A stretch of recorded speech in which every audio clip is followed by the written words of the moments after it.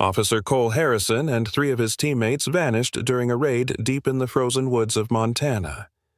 Everyone believed they were dead.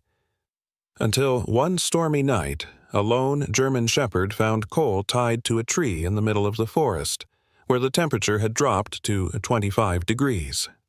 It was Cole, and the dog that saved him wasn't a stray. It was the very same German shepherd he had rescued from a hunter's trap 2 years earlier. But what Cole discovered that night, the corruption, the betrayal, and the truth behind his teammates' deaths, would forever change what he believed about loyalty, justice, and love. What happened next will make you cry and believe in miracles all over again. Before we begin, tell me, where are you watching from? Drop your country in the comments. I'd love to see how far this story travels. The winter storm had swallowed Eagle Hollow, Montana, whole. Snow fell so heavily that the mountains looked like sleeping giants under a white shroud. Pines swayed in the screaming wind, their branches cracking beneath the weight of ice. A lone black SUV crept along a narrow forest road, its headlights struggling to cut through the swirling snow. Inside sat Officer Cole Harrison, 36 years old, a federal agent assigned to the Anti-Arms Trafficking Division. He had the look of a man carved from the cold, short, dark brown hair streaked with silver, eyes gray as the steel skies above. His face was clean-shaven but marked by quiet weariness, the kind that didn't come from age, but from what he had seen. Cole had served in the Marines before joining federal law enforcement. He'd been through war, through loss, and through silence, the kind that followed when there was nothing left to say. Tonight, he wore his tactical winter gear, the FBI crest half hidden beneath a layer of frost. Next to him sat Agent Luke Anders, 32, thin and sharp-faced, the kind of man who covered nerves with sarcasm. "Visibility's dropping, boss," he muttered, wiping condensation from the windshield. "Feels like we're driving straight into the mouth of hell." Cole didn't look at him. His voice was low and calm. "Then let's hope hell's open for business. GPS says the signal stops half a mile ahead. That's where they're moving the crates." Anders nodded, adjusting his rifle. Behind them, 2 other agents rode in silence, their breath fogging inside the SUV. The wipers squealed against the glass as snow pounded harder. When the road finally vanished into white, Cole stopped the engine. The headlights died, and darkness reclaimed the forest. Only the wind remained, howling through the pines like an ancient warning. "All right," Cole said. "We go on foot from here, quiet and tight." The team stepped out into the storm, boots sinking into knee-deep snow. The cold bit instantly through their gloves. Cole led the way, flashlight beam cutting across the skeletal trees. His earpiece crackled with static. No contact. The radio line was dead. After 20 minutes of trudging, Anders raised a hand. "Tire marks," he said, kneeling to brush away the snow. The tracks were fresh, 2 heavy vehicles, maybe trucks, heading deeper into the woods. Cole crouched beside him, examining them with the precision of a hunter. They came through within the hour. He looked up, scanning the ridge ahead. "Cabin should be just over that rise. Keep your safeties off." The snow muted every sound, turning the forest into a frozen cathedral. Cole could hear his own heartbeat.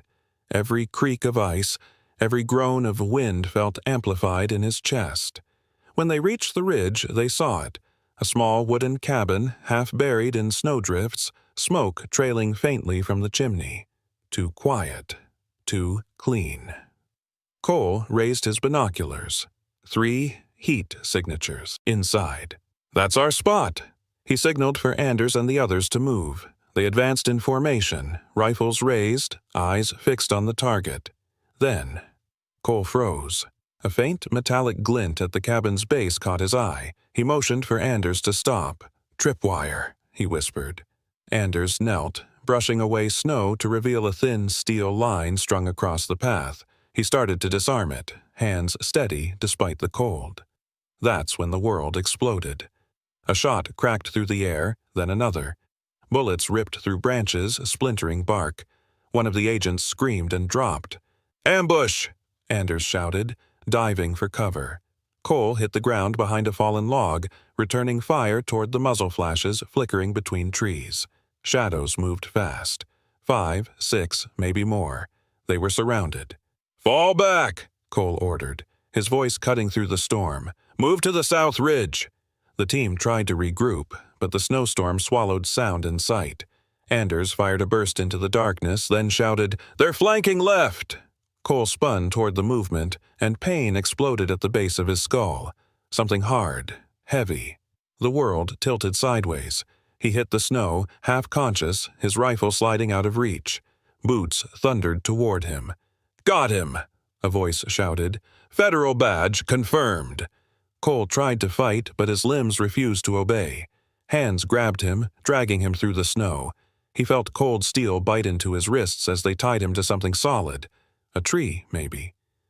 The rope cut deep through his gloves. The last thing he heard before darkness swallowed him was a voice that smelled of alcohol and anger. "Leave him here. The storm will finish the job." Then silence. When Cole regained partial awareness, the world was nothing but wind. The storm had become a living thing, clawing at him, gnawing through his clothes. His legs were numb, hands swollen against the rope. He tried to twist free, but the knots only tightened. His body screamed for warmth, for air, for anything. Time stopped meaning anything. Minutes, hours, he couldn't tell. His thoughts blurred into fragments. He saw faces, his team, his wife, his commanding officer. The sound of his own heartbeat faded beneath the roar of the storm. The wind had turned wild, howling through the forest like something alive. Snow lashed against Cole Harrison's face, slicing through his skin like glass. His body had gone beyond cold. Numbness had replaced pain, and numbness meant death was close. The storm smothered everything, burying sound and hope beneath layers of white. Cole's breath came in short, uneven bursts. He could no longer feel his fingers, his hands bound tightly behind the tree. His pulse slowed to a crawling rhythm. The edges of his thoughts blurred, fading in and out like a dying signal. Every exhale formed a fragile cloud that froze before it reached the ground. He tried once more to twist the ropes, but his strength was gone. His legs trembled, then fell still. The world dimmed into fragments of memory, faces and voices flickering like static in his mind. He remembered the summer sun, the echo of laughter, the scent of home that no longer existed. Somewhere, deep in that darkness, he heard her voice again, soft, familiar, full of warmth. "Cole," she whispered. It was Sarah, his wife. She had been 33 when the car accident took her 3 winters ago, leaving him with nothing but her wedding ring and a house full of silence. Sarah had hair the color of copper in sunlight, a quiet smile, and eyes that always seemed to see the best in him, even when he couldn't. He saw her now, in the haze of his fading consciousness, standing at the edge of the forest in her old winter coat. Snow fell through her hair, and she was smiling sadly. "Don't give up," she said, her voice carried by the wind. "Not yet."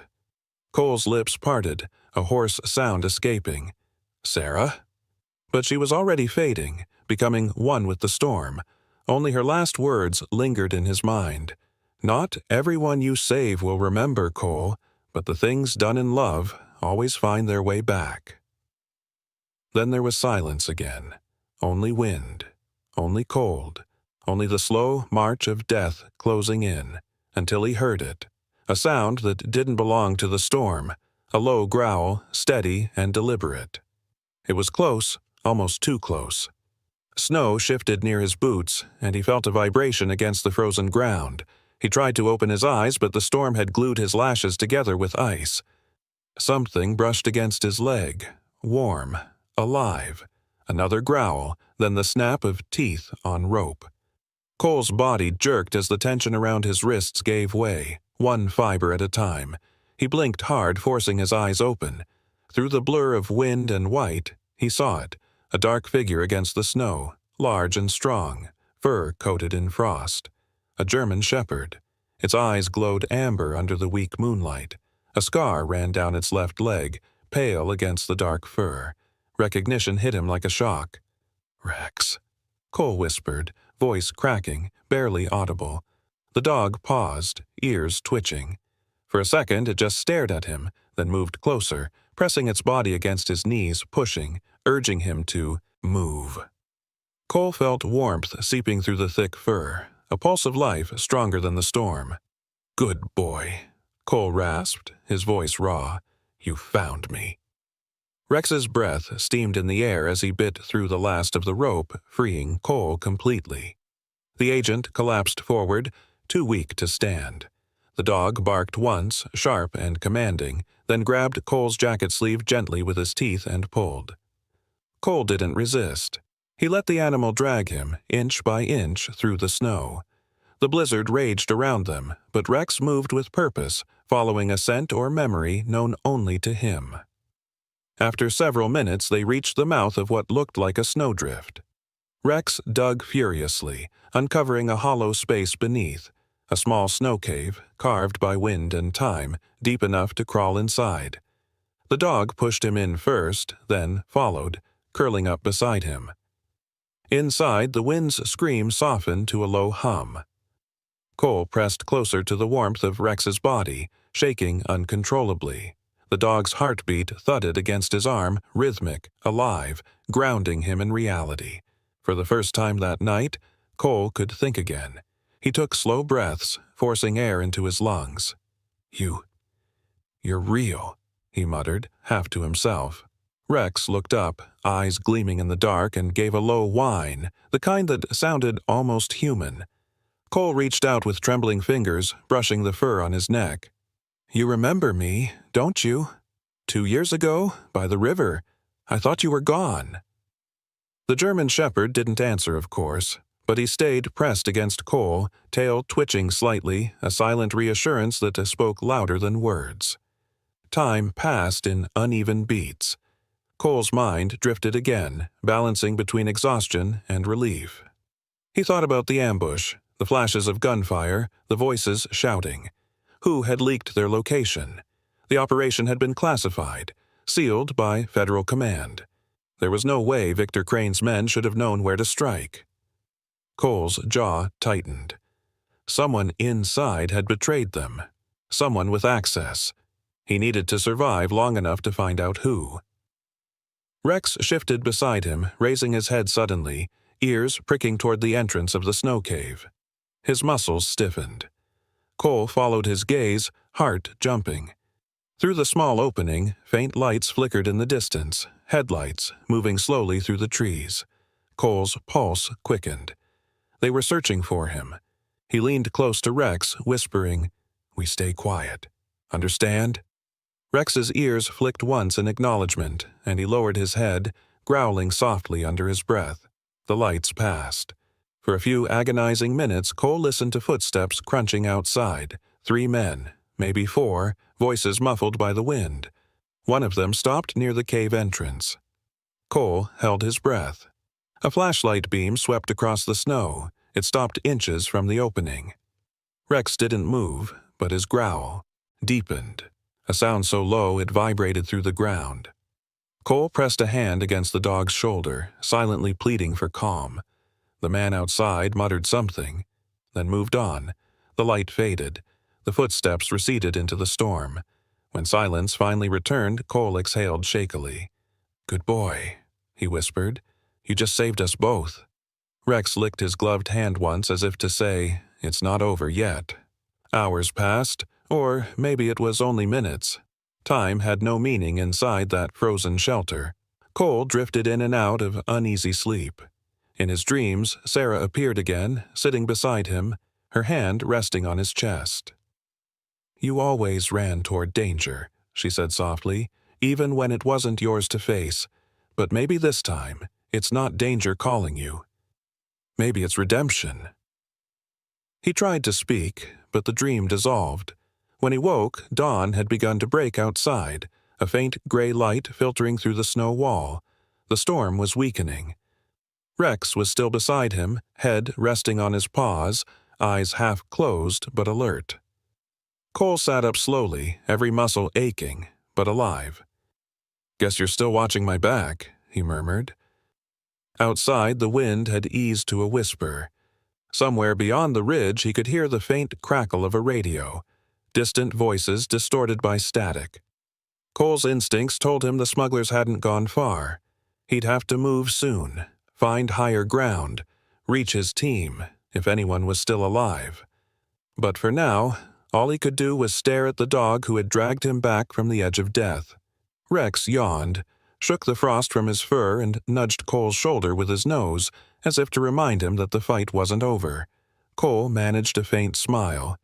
"All right, partner," he said hoarsely. "Let's make it out of this alive."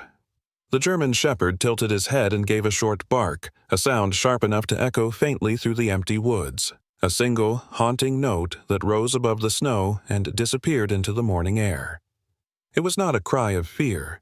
It was a call to life, the silent howl that broke the storm.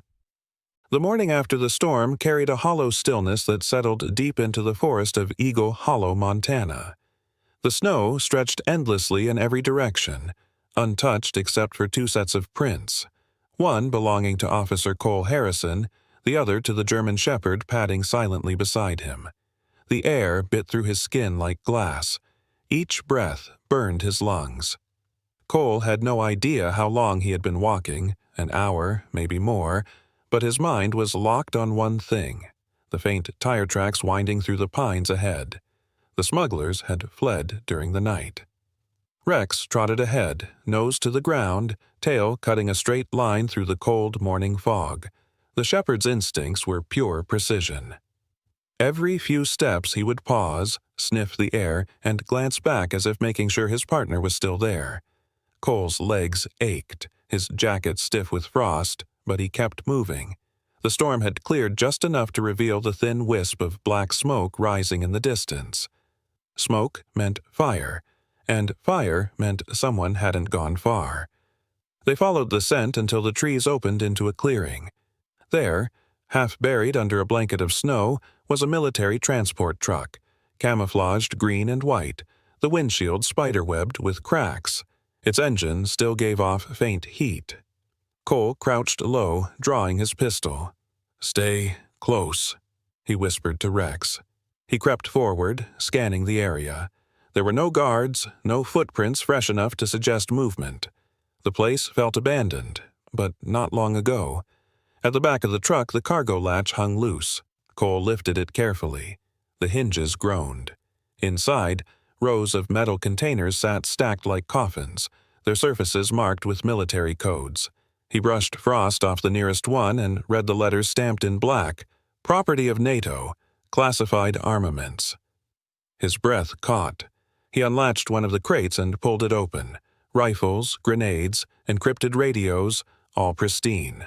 Another box revealed shoulder-mounted launchers still in plastic, and beneath a pile of ammunition belts lay something that made his stomach twist, a small metal case engraved with a faint blue seal, the emblem of the FBI.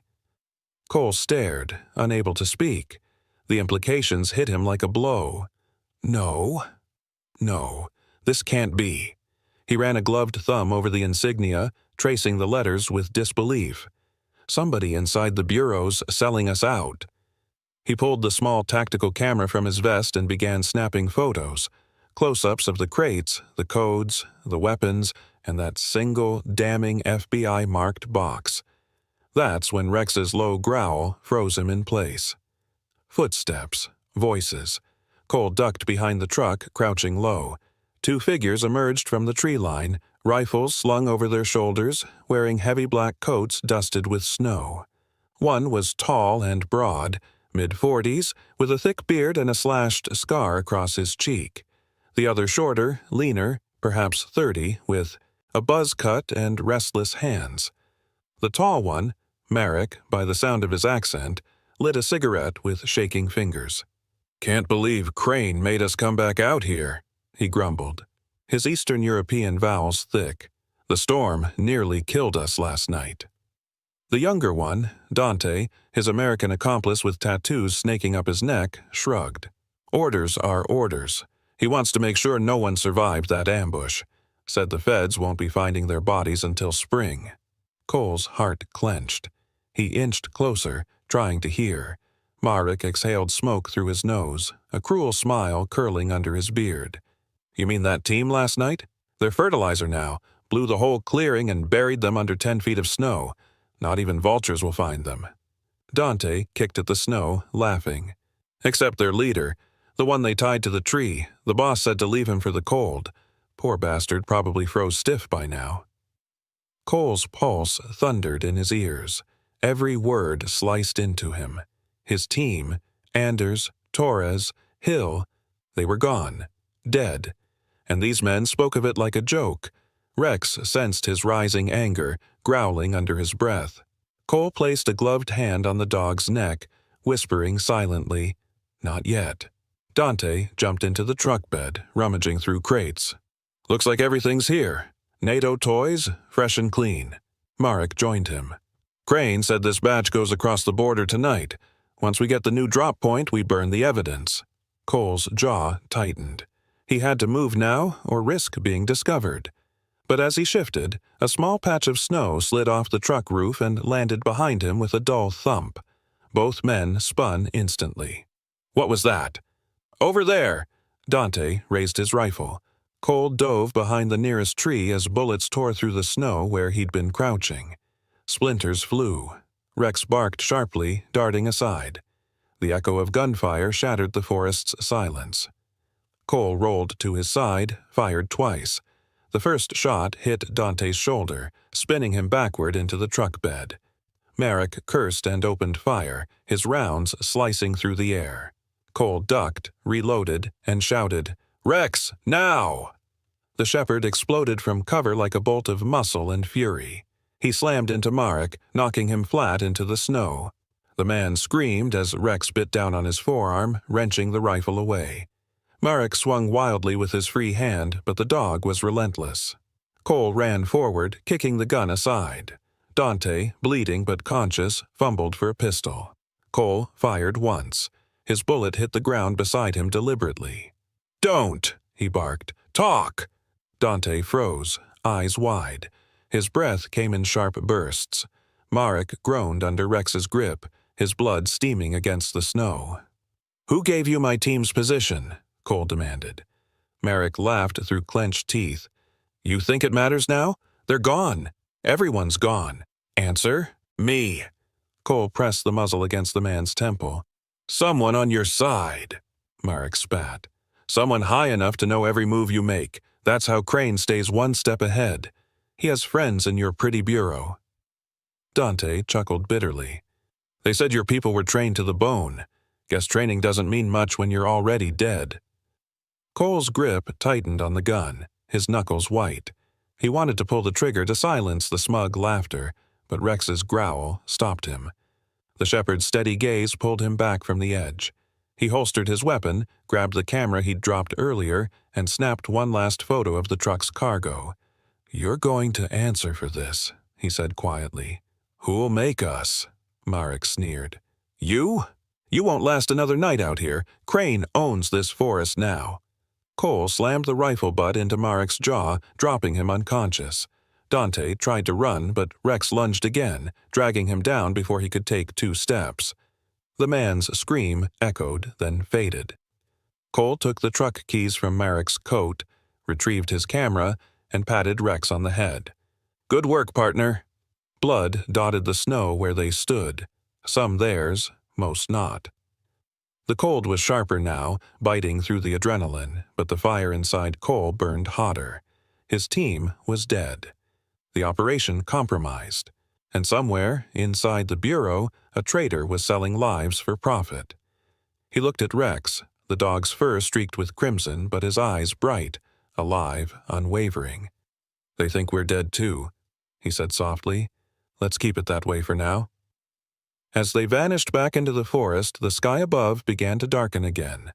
The trail behind them filled slowly with falling snow, erasing all signs of battle, but nothing could bury the truth now. Blood had been spilled on the ice, and Cole intended to make sure it meant something. The sky was bruised with clouds when Cole, Harrison, and Rex trudged deeper into the wilderness. The light was fading, swallowed by the creeping dusk of Montana's winter. Snow still clung to the trees, whispering faintly as flakes drifted down, soft as ash. Cole's body ached from the cold and the weight of what he had learned, that his team was gone, that the ambush had been no accident, and that someone within his own agency had handed them to their deaths. His breath steamed as he walked, each exhale a ghost in the air. The silence between him and Rex was heavy but comforting. The dog trotted close, his paw leaving neat, even prints in the snow. Every few steps, Rex would glance back to make sure Cole was still with him. Loyal, watchful, unbreakable. By nightfall, the temperature had dropped again. The wind cut sharper, forcing Cole to seek shelter. The forest stretched endlessly, but then, through the veil of snow, he spotted a faint yellow flicker. Firelight. A cabin stood at the edge of the ridge, its roof half collapsed under ice, but smoke rose from the chimney. He approached cautiously, hand resting on his pistol. "Stay close," he whispered to Rex. The German shepherd pressed low, ears twitching as they crept toward the door. The cabin was old, built from weathered pine. The windows were cracked, the porch sagging. But there was life inside. Faint movement behind the curtain. Cole stepped onto the porch, his boots creaking softly on the frozen wood.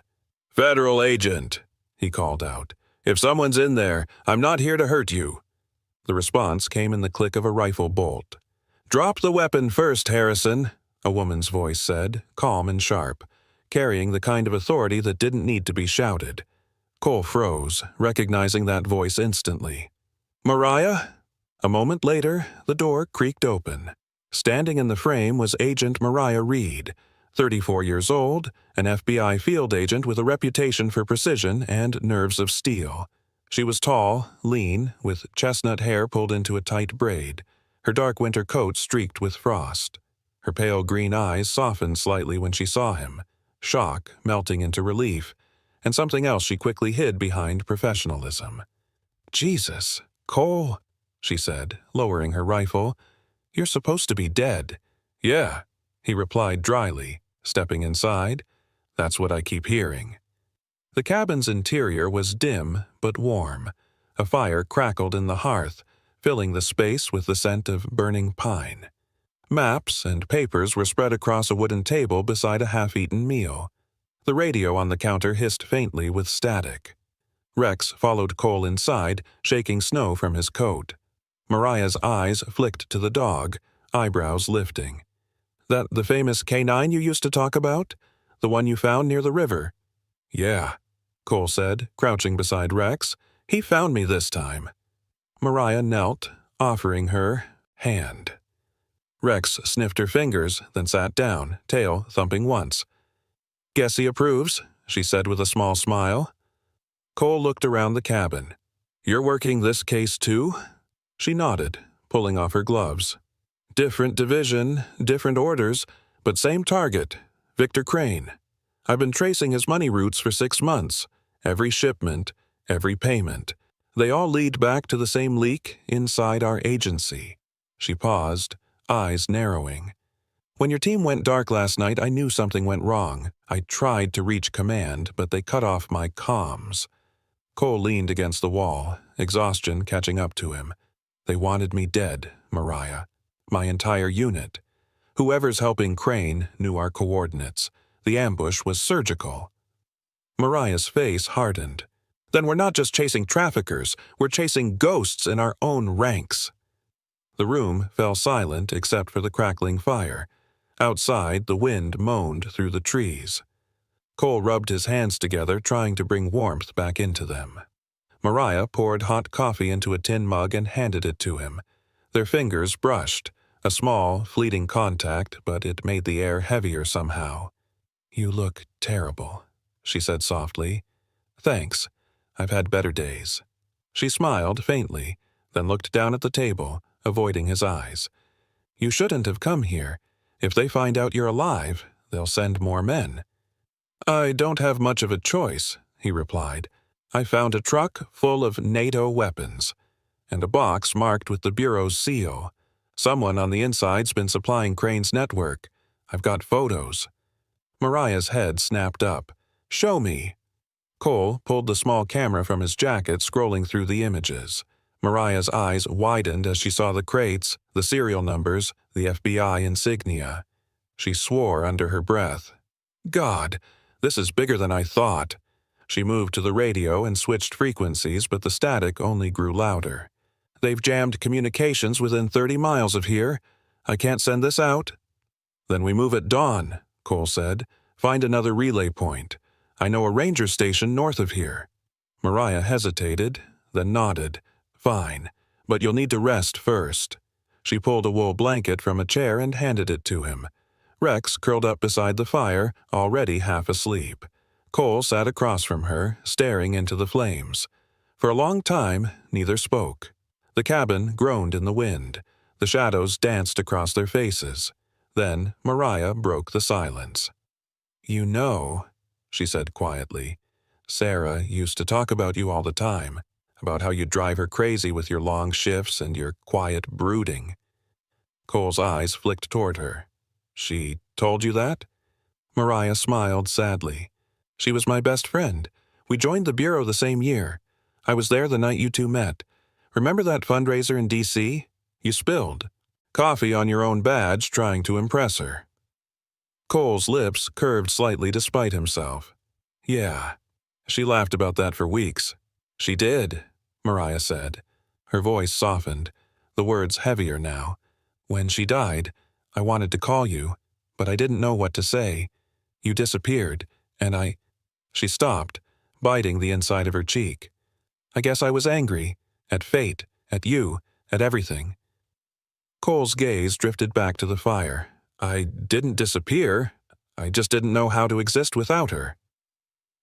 Mariah nodded, her expression unreadable. I know. The silence that followed was no longer cold. It was weighted, with grief, memory, and something unspoken between them that had been buried years ago.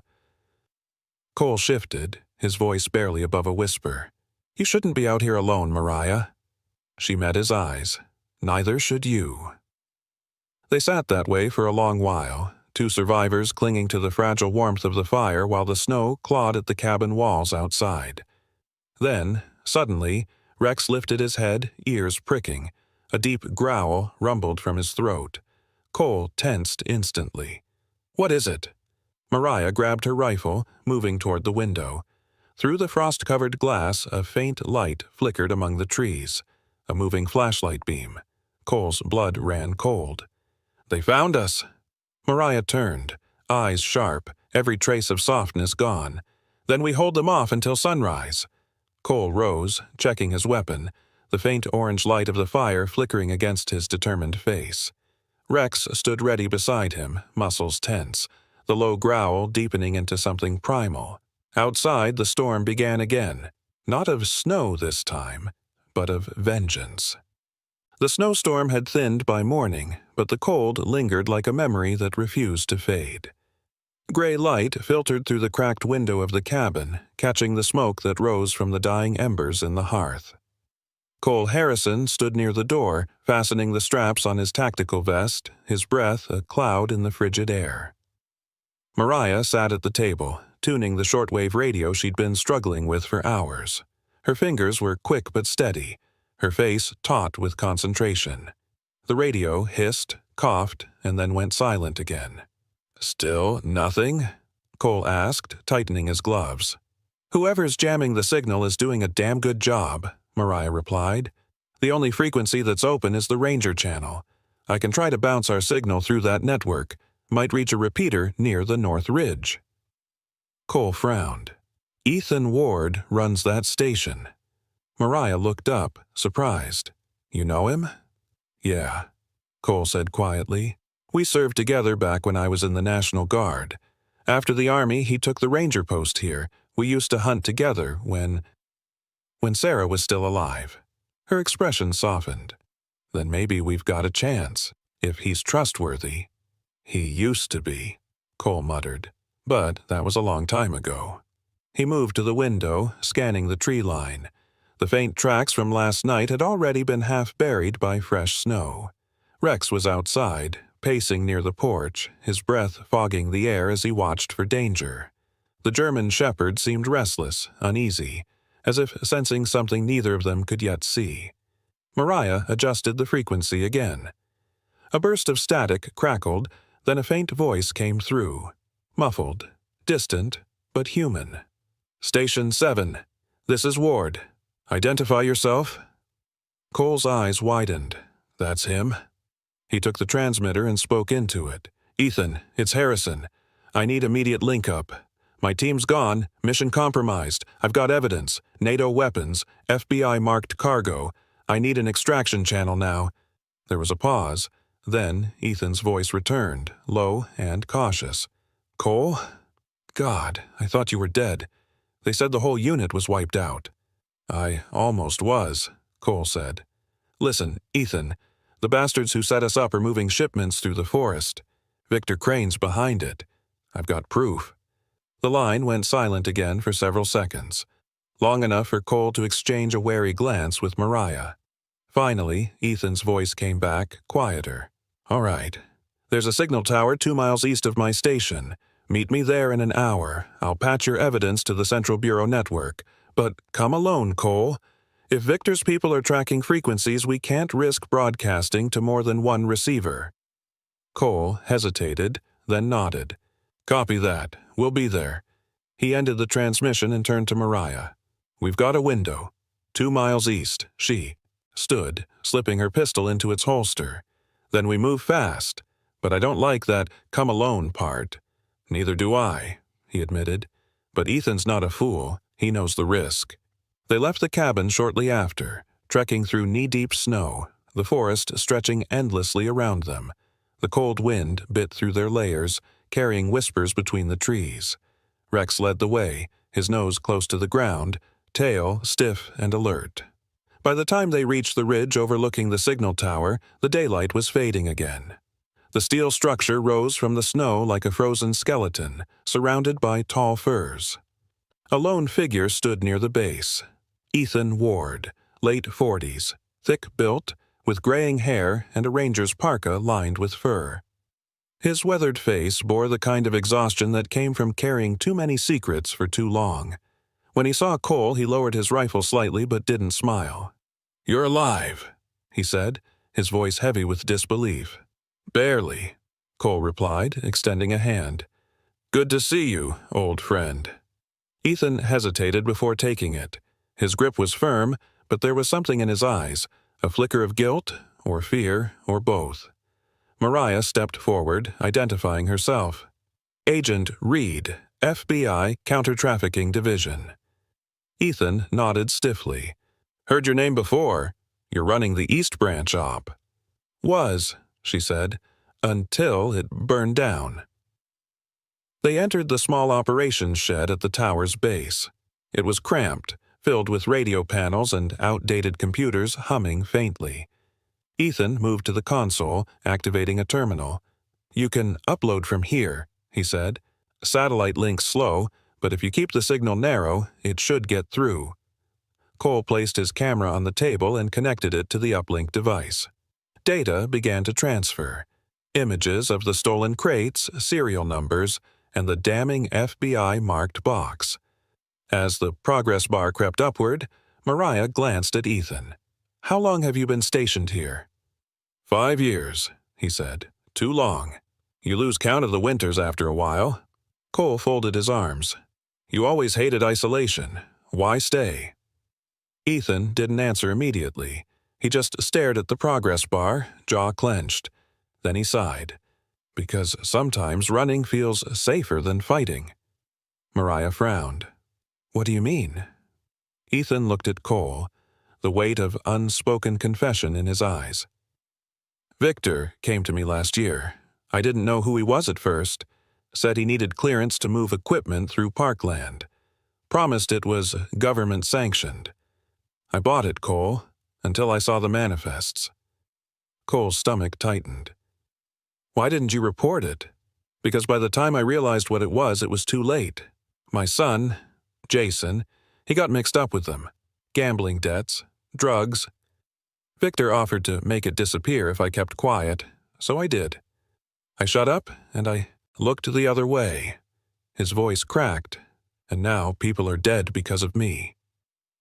The air between them thickened. Mariah's jaw set in restrained anger, but Cole said nothing for a moment.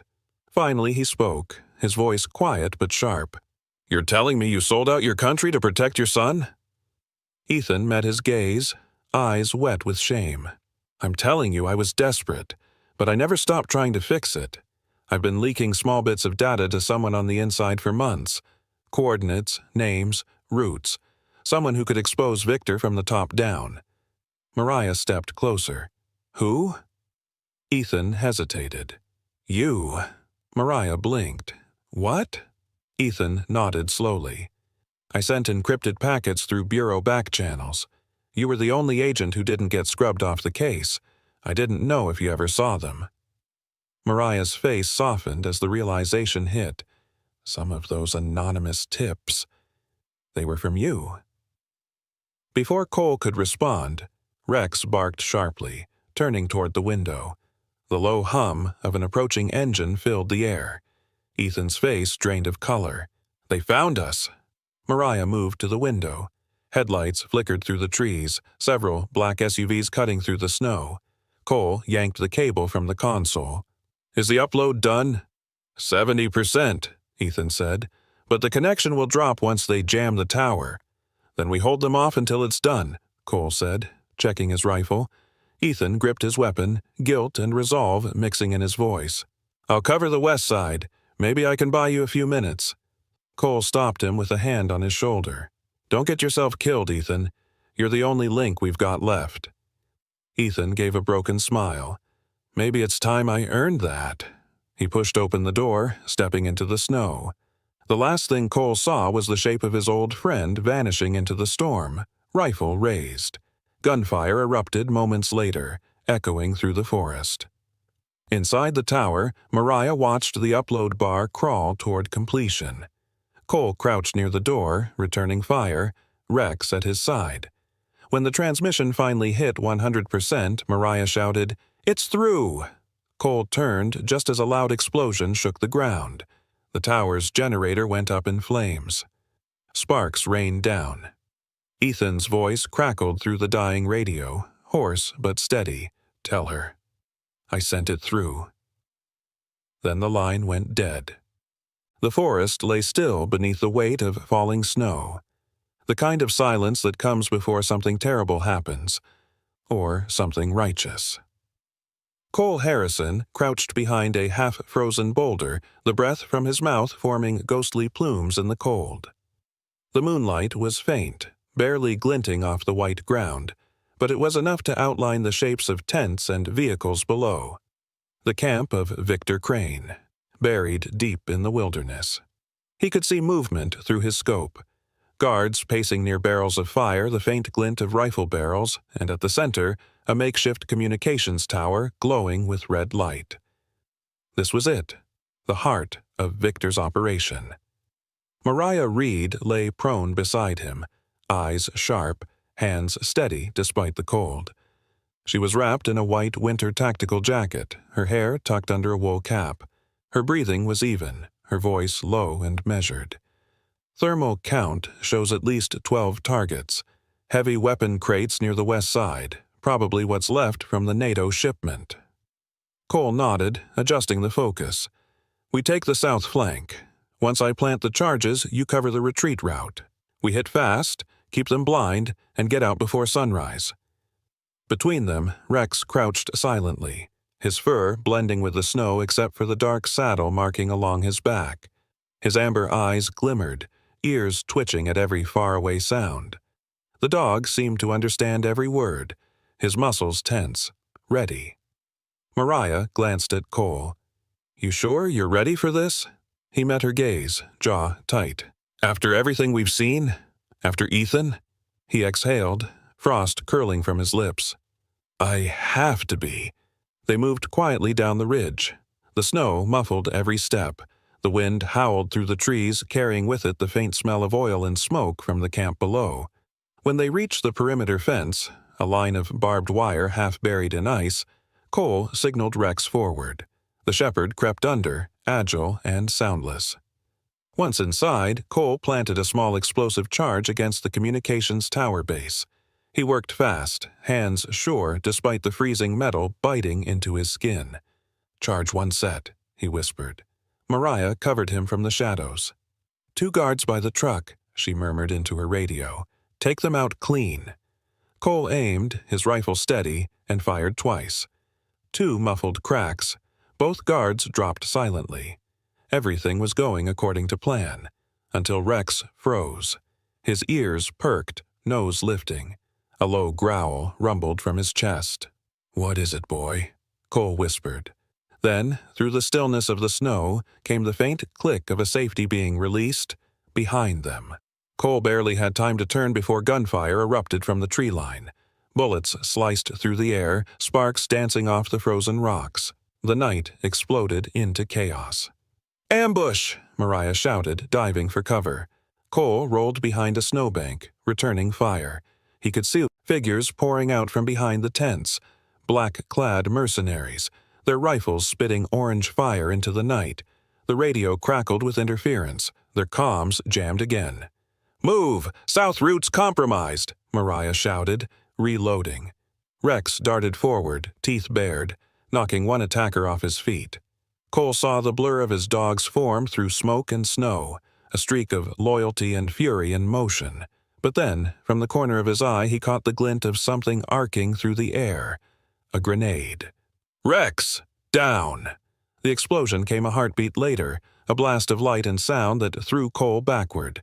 Snow and dirt erupted around him. He landed hard, the air punched from his lungs. His ears rang. When he lifted his head, he saw Rex lying nearby, whimpering, one leg slick with blood. "Rex!" Cole crawled to him, dragging his own rifle. The shepherd's flank was torn, fur matted with crimson, but his eyes still burned with life. The dog tried to stand, failing once, then forced himself upright, teeth clenched in instinctive defiance. Mariah appeared beside them, firing into the dark. "We're surrounded!" Before Cole could answer, a voice boomed across the clearing.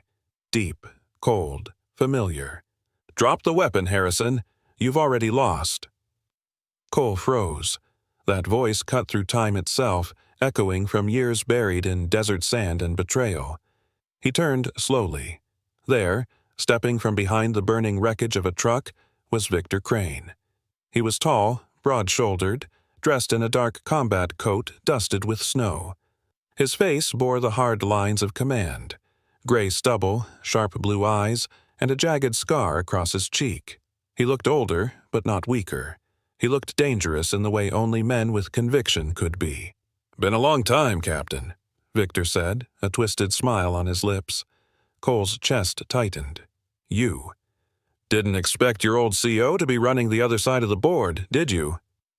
Victor's tone was casual, but his eyes glinted with cruel amusement. "You always did underestimate the system. You thought loyalty was enough to fix a broken war. You betrayed your unit," Cole spat. "You sold out our men for money and walked away while they bled." Victor laughed, a low, humorless sound. "I survived. That's what good soldiers do when they realize patriotism doesn't pay for coffins." Mariah raised her rifle. "Don't move." Victor's gaze shifted to her briefly. "Agent Reed. You look just like your file photo. Brave. Predictable." The gunfire had paused. Both sides were holding, watching. The air was thick with smoke and cold. Snowflakes landed on the barrel of Cole's rifle, melting instantly. Victor took a step forward. "You should have stayed dead, Harrison. But now, maybe it's better this way. We finish what was left undone." Cole steadied his aim. "Yeah," he said quietly, "we do." Before he could fire, Victor's men lunged from the shadows. Cole turned, shot him down, but the distraction was enough. Victor raised his pistol and fired. The bullet grazed Cole's shoulder, tearing through fabric. He staggered, but didn't fall. Then a blur of motion. Rex, limping but furious, lunged between them. The shepherd hit Victor squarely, teeth clamping onto his forearm. The pistol clattered into the snow. "Rex! No!" Cole shouted, moving forward, but Victor kicked hard, sending the dog tumbling back. Rex hit the ground, struggling, blood spattering the snow. Victor stepped closer, gun in hand again, breath ragged. "You think this mutt will save you?" But Rex, trembling, dragged himself upright once more. His eyes met Cole's, unflinching. And then, with every ounce of strength left in his battered body, he stepped between Cole and Victor, standing his ground, one paw braced in the snow, chest rising and falling in defiance. Cole's throat tightened. The image seared into his mind. His oldest friend, bloodied, unyielding, guarding him from death. Victor raised his weapon again. Stupid animal. But before he could pull the trigger, Mariah's shot cracked through the air. The bullet struck Victor's shoulder, spinning him backward into the snow. He roared in pain, clutching his arm, and disappeared behind the smoke as his men dragged him away. The night fell silent again, broken only by the howling wind. Cole dropped to his knees beside Rex, pressing a hand over the wound on the dog's leg. "Stay with me, buddy. Don't you dare give up now." Rex's breathing was shallow but steady. His tail twitched weakly, brushing Cole's knee. Mariah crouched beside them, her voice trembling. "We need to move. They'll regroup." Cole looked up, snow clinging to his eyelashes. "No," he said softly, determination hardening his tone. "Next time, we don't run." He lifted Rex carefully into his arms, the dog's head resting against his chest. The fire from the camp reflected in his eyes, the flames of vengeance, of loyalty, of something holy burning beneath all that snow. As they disappeared into the forest once more, the wind carried the echo of Victor's voice. A promise and a threat mingled into one. "This isn't over, Captain." The wind screamed through the broken mountains like a warning from the dead. Snow drifted down from a colorless sky, swirling around Cole Harrison and Mariah Reed as they made their way through the wreckage of Victor Crane's smuggling camp. Smoke still rose from what remained of the outpost, black against white, fading into silence. Cole's breath came in steady clouds. His shoulder throbbed with every step, but he didn't stop. Rex limped beside him, his left leg bound tightly with gauze torn from Cole's undershirt, yet his head stayed high, his gaze fixed forward. That was Rex, silent, determined, always leading even when bleeding. Mariah trudged through the snow behind them, her eyes scanning the tree line for any sign of pursuit. "If Crane made it out," she said softly, "he'll go dark for a while, maybe even regroup." Cole didn't answer. His mind was elsewhere, buried under ice and memory. They reached a ridge where an old cabin sat half-collapsed under the weight of snow. The logs were gray and splintered, the door hanging crooked on its hinges. Cole stepped inside first, pistol raised. The air smelled of old fuel and dust. Shelves lined with cracked bottles and tools filled one side of the room, and near the hearth, a desk covered in scattered papers. Mariah swept the flashlight across the surface. "Looks like he used this as a command post," she murmured. "There's mapping data here, routes, shipment codes." Rex sniffed around the edges of the desk, tail stiff. Then, suddenly he began pawing at the floorboards beneath the chair. Cole frowned, crouching beside him. He brushed away the snow dust and felt something solid beneath. A hollow clink. Cole pried up the plank with his knife. Beneath it lay a small metal lockbox, icy to the touch. Inside, wrapped in a faded cloth, was a black encrypted hard drive, the kind issued only to military intelligence officers. Mariah's eyes widened. "You think that's what Victor was hiding?" Cole nodded grimly. "His insurance policy. Files, communications, maybe names." He turned it in his hand, feeling its weight, heavier than it should be. He never did anything without leverage. Mariah reached for it, but Cole hesitated for a beat before handing it over. "Keep it safe. If I go down, you take it north." She met his eyes. "You're not going down." Cole almost smiled. Almost. "We'll see." Outside, the wind began to shift, the low, distant rumble of snow breaking loose from the ridge above. The mountain was moving. "Cole," Mariah said sharply, "we have to leave." They ran. The world above them roared to life, an avalanche tearing through the slope like a living monster. The sky vanished in white. Cole grabbed Rex's harness and pulled him close, shouting over the thunder, "Go! Go!" They dove behind a fallen log as tons of snow poured down, swallowing the cabin in seconds. The sound was endless, the scream of earth and ice colliding. Then, silence. When the storm settled, the world was still again. Everything around them was buried under glittering snow. Cole pushed himself up, coughing. "You two okay?" Mariah nodded, brushing frost from her face. Rex barked once, weakly but still standing. Cole smiled faintly. "That's my boy." They pressed forward, searching for higher ground. The avalanche had reshaped the entire valley, leaving behind ridges of ice and narrow crevices. An alien landscape. Rex stopped occasionally, sniffing the air, then leading them through a winding tunnel formed by packed snow. Inside that cold maze, their flashlight beams painted trembling shadows on the frozen walls. The ice shimmered like glass, trapping air bubbles and ghostly reflections. It felt like walking through time itself. And maybe it was. Mariah walked beside Cole, her voice soft but firm. "Back there, when Victor said your unit was wiped out, you never asked how he knew." Cole's jaw tightened.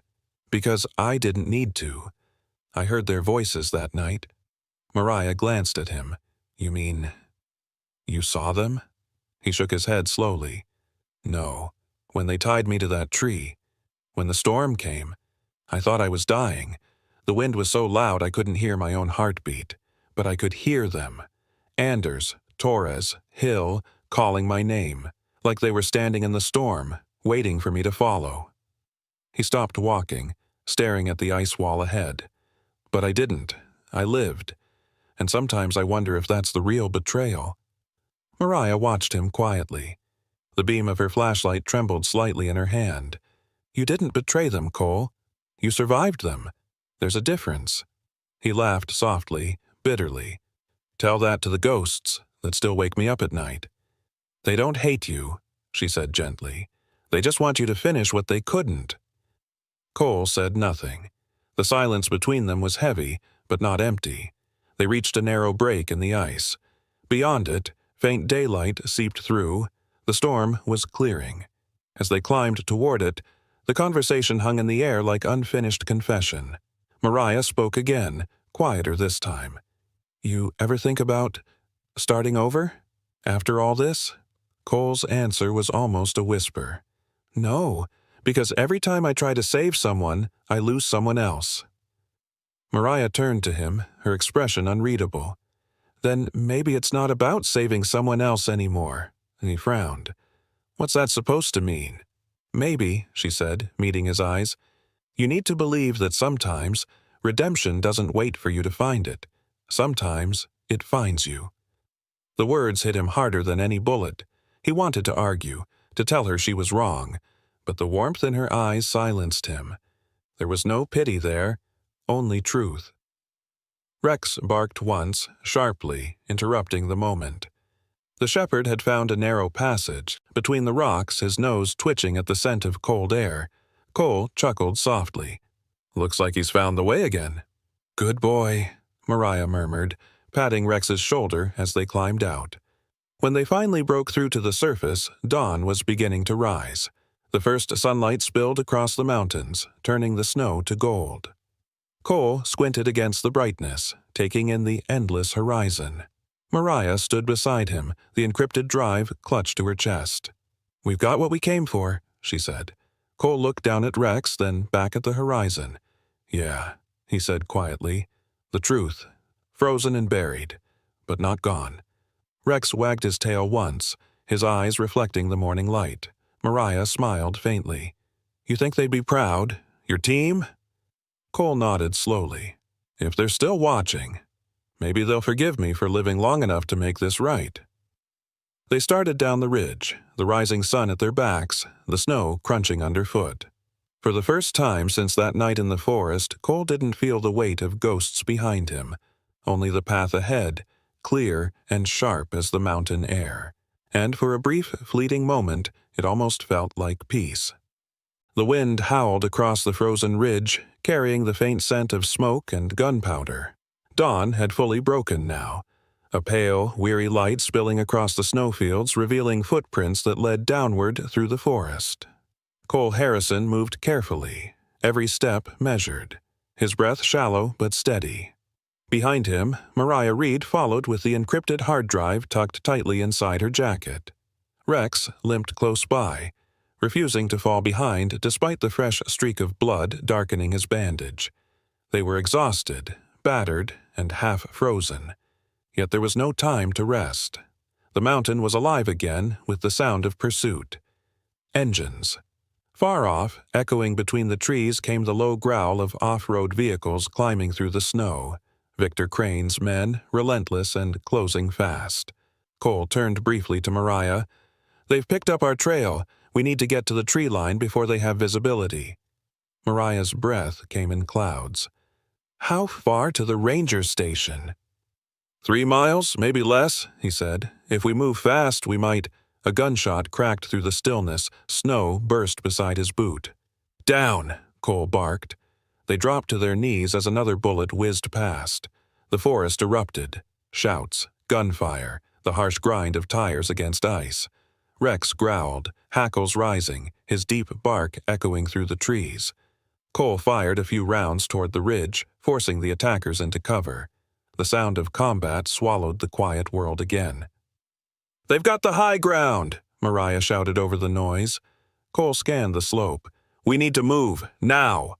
They sprinted through the forest, weaving between the pines, snow spraying behind their boots. The sunlight fractured through the branches, blinding and cold. Bullets tore through the bark around them. Cole dove behind a fallen log, panting. He reloaded quickly, then tossed a look toward Mariah. "Keep the drive safe. That's the only thing that matters now." Mariah shook her head, defiant even under fire.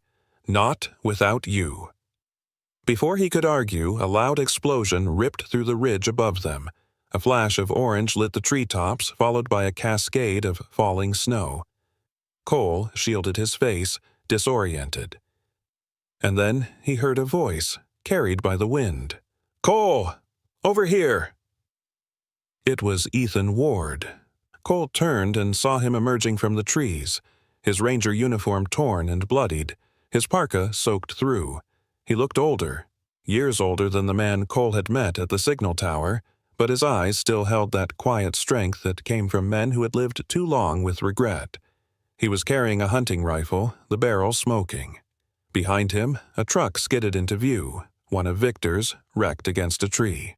Flames licked its hood. "Ethan!" Cole shouted, disbelief cutting through the chaos. The man waved him forward. "You need to move. There's another group coming from the north. Trail!" Cole and Mariah rushed toward him, Rex limping beside them. Ethan covered their retreat, firing 2 quick shots into the tree line before ducking behind a boulder. "You've got every devil on this mountain after you," he said through gritted teeth. Cole crouched beside him. "How the hell are you still alive?" Ethan gave a faint smile, wincing. "Guess the snow's not the only thing that refuses to die out here." Mariah looked at him, her tone wary but not unkind. "You saved us at the tower." He nodded. "Didn't do it for redemption. Did it because I got one thing left to make right." Cole checked the ridge through his scope. "They'll be on us in minutes." Ethan handed him a small brass key, its surface worn but engraved with numbers. "There's a safe house 2 miles south, old Bureau drop point. I've kept it hidden since the days before all this madness started. Inside that safe, you'll find a black file marked Operation Frostvale. It's everything. Proof of Crane's deals, buyers, military contractors, all of it." Cole took the key, his fingers trembling. "You've been keeping this the whole time?" Ethan nodded once. "Didn't trust anyone to hold it, not even myself, until now." Mariah looked at him with realization dawning. "You're not coming with us." Ethan smiled faintly. The sad, knowing kind of smile that belonged to men who had already made peace with their fate. "They'll track your scent. Someone has to slow them down. I've got a score to settle anyway." Cole shook his head. "You'll die out here." Ethan met his eyes. No fear, just resignation. Maybe that's the point, son. I've been dying since the day I handed Victor those clearances. Maybe this is how I earn the right to stop. He rose to his feet, chambered a round into his rifle, and turned toward the sounds of engines and shouting. Go, I'll hold them at the ridge. Mariah grabbed his sleeve, desperate. Ethan, please. He smiled gently. You're the first person in years who called me by my name instead of my sins. Thank you for that. Rex barked lowly, as if sensing what was about to happen. Ethan reached down and rubbed the shepherd's head. Good dog, he whispered. Keep them safe. Then, with a final nod to Cole, he turned and disappeared into the snow. Seconds later, the forest erupted again. Gunfire echoed through the valley, sharp and rhythmic. Cole could see muzzle flashes flickering in the distance, a lone figure standing his ground against overwhelming odds. Come on, Cole said hoarsely. He's buying us time. They moved quickly, keeping low as they crossed the southern ridge. The path was narrow, the snow deep. Behind them, the gunfire continued, steady, defiant, like a heartbeat refusing to stop. When the shots finally ceased, the mountain fell silent again. Mariah stopped walking, her breath hitching. He's gone, isn't he? Cole didn't answer right away. He looked back toward the smoke curling from the ridge, the sound of the last echo fading into the wind. He bought us our chance, he said quietly. Now we make it count. They reached a clearing where the old bureau safe house stood, a log structure camouflaged under frost and time. Cole pushed open the door. Inside, the air smelled of dust and cold steel. In the corner sat a reinforced safe, half rusted but intact. Cole knelt, pulling out the brass key. For a moment his hand trembled before he forced it into the lock. The mechanism clicked open with a sound that seemed far louder than it should have been. Inside were sealed folders, old photographs, and a handful of USB drives. At the top sat one file stamped Confidential. Frost Veil Operations. Mariah exhaled slowly. He was telling the truth. Cole nodded, pulling the file out carefully. Among the papers lay a folded letter, handwritten in rough pen strokes. He opened it. Ethan's voice seemed to echo in the words, If you're reading this, I did what I had to. The truth costs blood. Mine's just another payment. Protect it, Cole. Protect the country we once believed in. And if you'd ever see my son, tell him I'm sorry. But he's not me. He deserves to live without this shadow. Cole's eyes lingered on the last line for a long moment. Then he folded the letter and slipped it into his pocket. Mariah stood quietly beside him. What will you tell his son? The truth, Cole said, and that his father died trying to fix what he broke. Rex pressed his head against Cole's leg, letting out a low, weary whine. Cole reached down, scratching behind his ear. We'll make it count, partner. For him. For all of them. Outside, the wind had calmed. The first flakes of a new snowfall drifted gently from the sky, quiet and clean, as if the mountain itself was covering the dead with mercy. Cole looked toward the horizon, where the light was breaking through again. The brass key, still warm in his hand, caught the sunlight and glimmered faintly, like forgiveness given form. He closed his fist around it. He redeemed himself, he said softly. Now it's our turn. Then he turned toward Mariah and Rex. Let's finish this. Washington, D.C. 2 months later. The city was drenched in gray, the kind of light that never fully became day. Rain tapped against the courthouse windows like an impatient metronome. Inside, everything smelled of old wood, coffee, and quiet tension, the kind that filled rooms where truth was finally forced to breathe. Cole Harrison sat in the second row of the federal courtroom, his posture straight despite the bandages still hidden under his shirt. Beside him, Mariah Reed sat calm and focused, her bureau badge clipped to her dark blazer.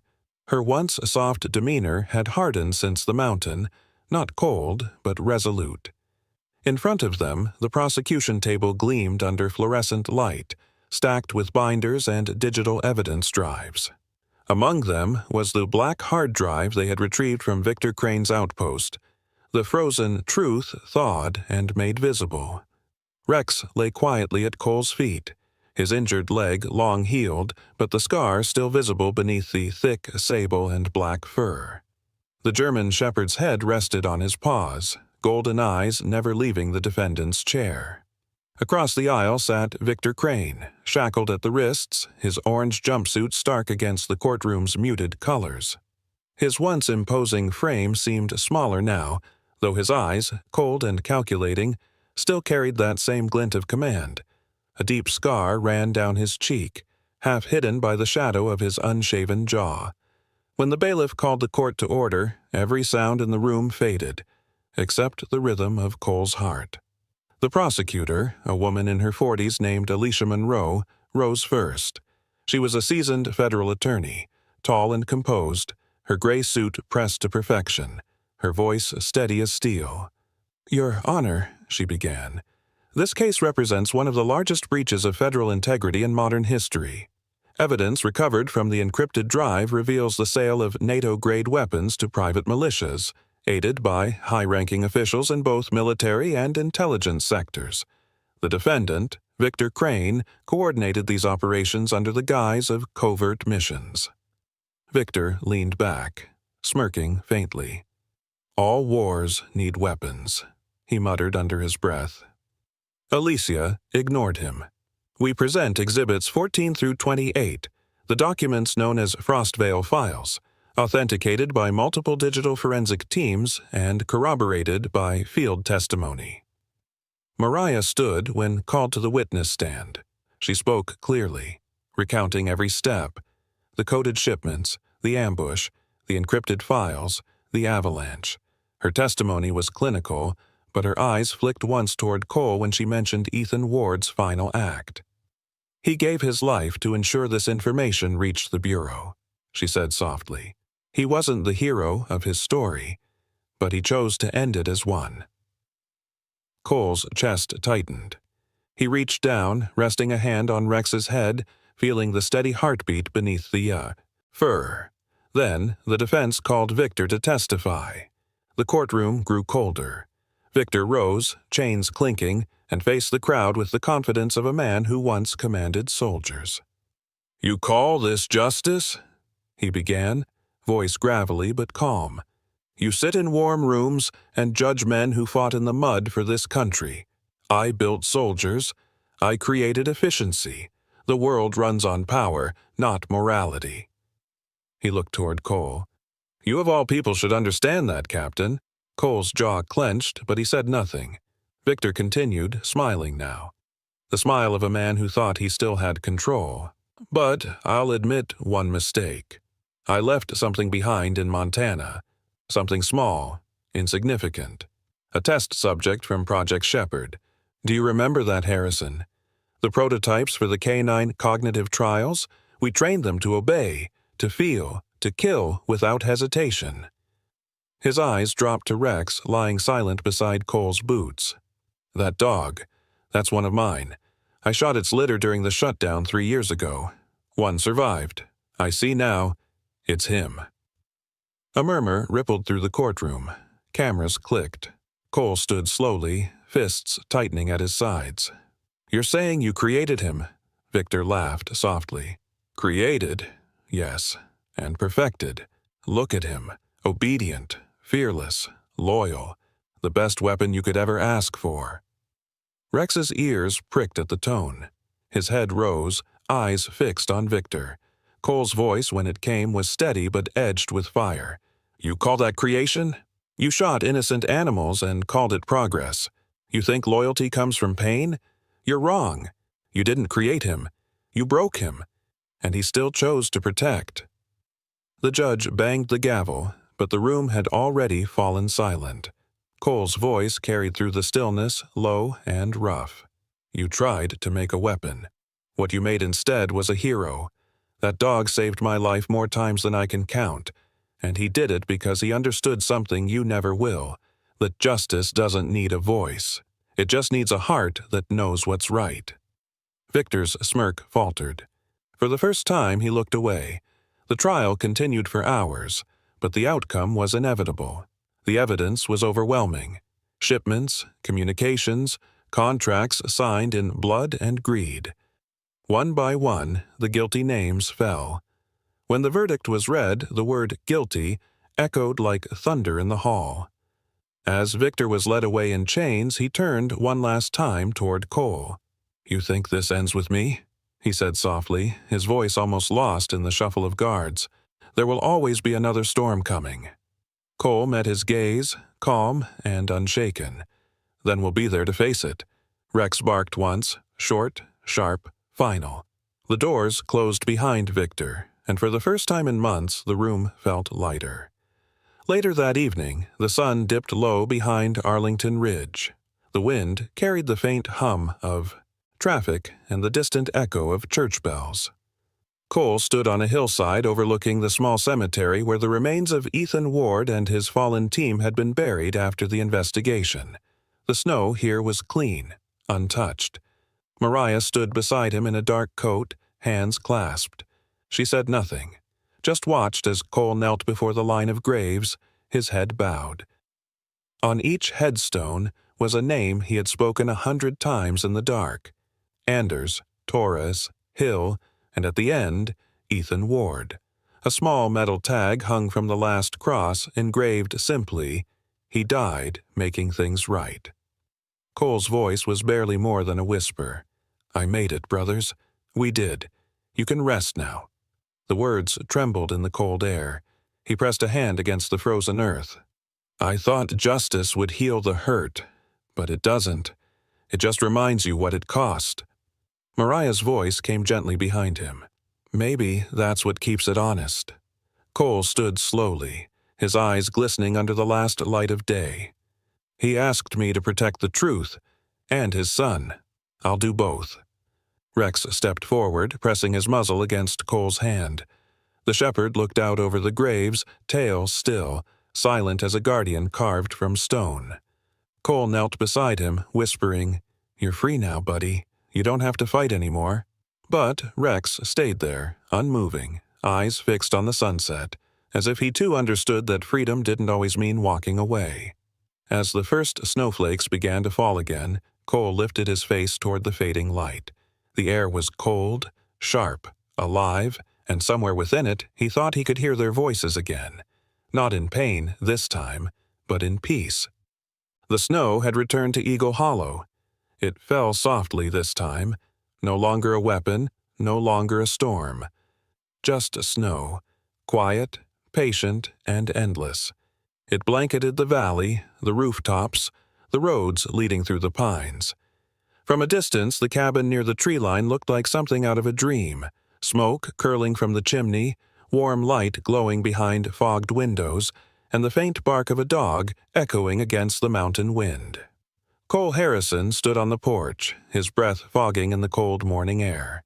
A year had passed since the trial, since Victor Crane had been sentenced to life without parole, since the names of Cole's fallen brothers had finally been carved into stone at Arlington. But time hadn't dulled everything. It had simply reshaped it. He was no longer Agent Harrison of the Bureau. His badge sat in a box by the window, next to a folded flag and a framed photograph of his team. These days, he wore flannel shirts and old jeans, his once hard edges softened by the rhythm of ordinary life. Inside the cabin, Mariah Reed was pouring coffee into 2 chipped mugs. She looked different, too. Her hair longer now, a faint scar along her wrist from the ambush, her once steely expression replaced by something gentler. She had stayed, against all odds, against every logical reason. She had stayed. When she handed him the cup, their fingers brushed briefly. It wasn't romance, not quite. It was something deeper, quieter. The understanding of 2 people who had survived the same winter. "How's the program going?" she asked, leaning on the railing beside him.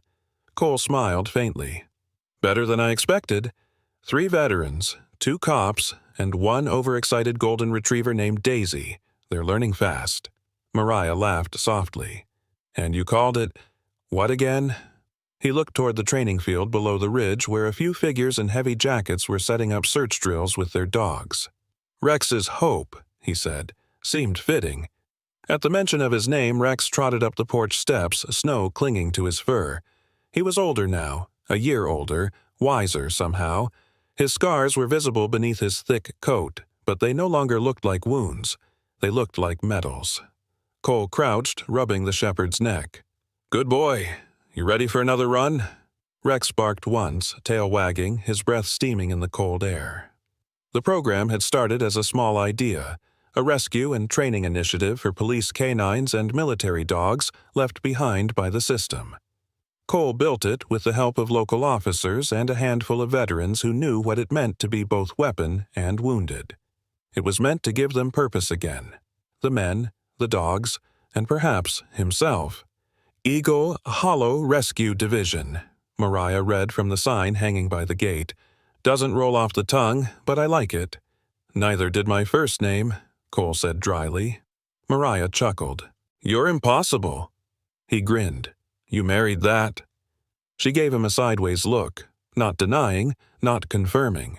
Down below, one of the new trainees, a young veteran named Danny Colburn, 28, lean and broad-shouldered with sunken eyes that spoke of too many sleepless nights, waved toward Cole. Danny had served 2 tours in Afghanistan and came back to nothing but silence and pills. Now, with a German shepherd named Luna by his side, he smiled again for the first time in years. "Rex's hope," Cole murmured, watching the man work with his dog. "I think it's working." Mariah followed his gaze. "You're saving lives again, Cole." He didn't answer. He just looked at Rex, who had lain down at his feet, nose buried in the snow. The shepherd's ears twitched, eyes half closed. For a moment, Cole swore he saw a flicker of movement deeper in the woods, like shadows crossing between the trees. He blinked, and it was gone. But the feeling lingered, that quiet, sacred sense that he was not alone. That evening, as the sky deepened into violet, Cole and Rex walked into the forest. The world was still. Snow whispered beneath their boots. Above them, the stars bled through the clouds, faint and trembling. They reached the clearing where the rescue had begun. The same ridge where Rex had once gnawed through ropes to save him, where the mountain itself had nearly buried them both.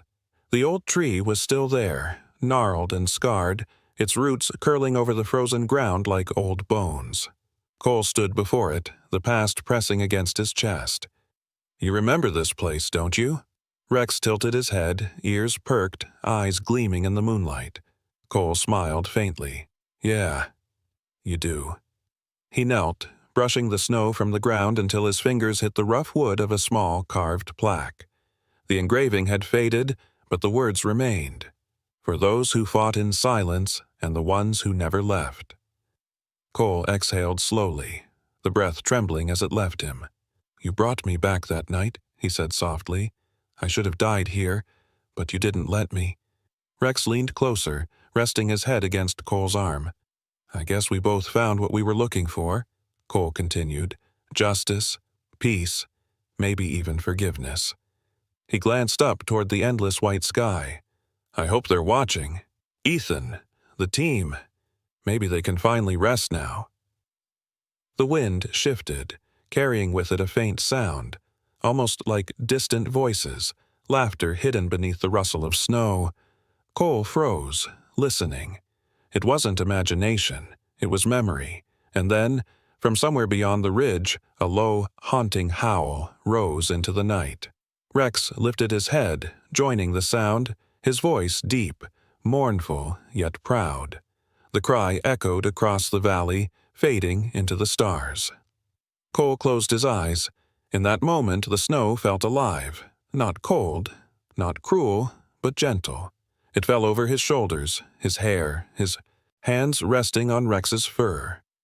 Each flake was like a touch from those who had gone before, silent, eternal, forgiving. Rex turned, stepping back toward the forest edge. He looked over his shoulder once, eyes meeting Cole's. In them was something human. Gratitude, farewell, peace. Cole's throat tightened. "Go on, boy," he whispered. "You've earned it." Rex hesitated only a second longer before bounding into the snow, his dark shape moving through the white until he disappeared among the pines. The last thing Cole heard was the soft rhythm of paws fading into the distance. and one final howl that seemed to shake the sky itself. Mariah found him there later, standing beneath the old tree, the snow covering his coat, the corners of his eyes glistening. She didn't speak. She just stood beside him, taking his hand. And, in that silence, under the quiet snow, it was enough. Because some stories didn't need endings. They only needed to be remembered. And the snow would remember. Always. Sometimes, the greatest miracles don't arrive with thunder or angels.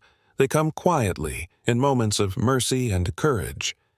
Cole's story reminds us that God often works through the broken, the wounded, and even through a loyal heart wrapped in fur.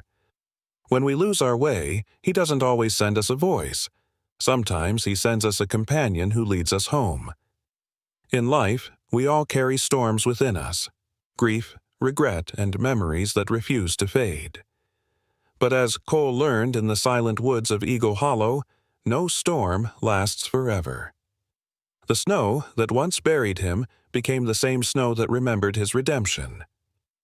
God doesn't forget the ones who keep walking, even through the cold. So, if you've ever felt lost, tired, or burdened, hold on. Your miracle may already be beside you, waiting for you to notice. Believe in second chances, in loyal hearts, and in a love that never gives up. If this story touched your heart, share it with someone who needs a little hope today. Leave a comment below and tell us where you're watching from. And if you believe that God still sends His angels, sometimes on 4 paws, write Amen in the comments. May God bless you, protect your loved ones, and fill your days with warmth even in the coldest winters. And don't forget to subscribe. So together, we can keep telling stories of faith, kindness, and miracles that still walk this earth.